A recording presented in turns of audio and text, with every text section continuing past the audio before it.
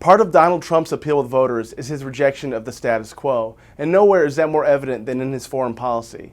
He's proposed new alliances with countries like Russia and also more challenging adversarial relationships with countries like Mexico and China. He's also proposed some unorthodox things in the war against terror that many other candidates have yet to embrace.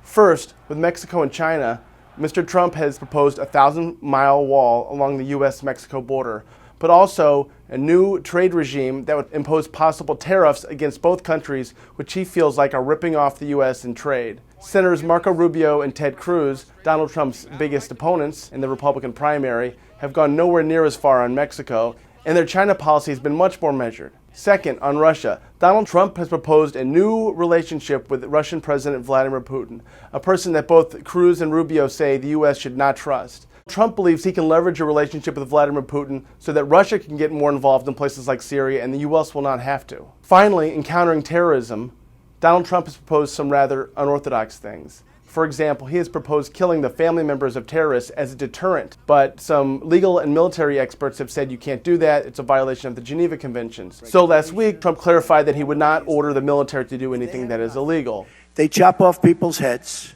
they drown people in massive steel cages, and here we are worried about waterboarding. So here's the story.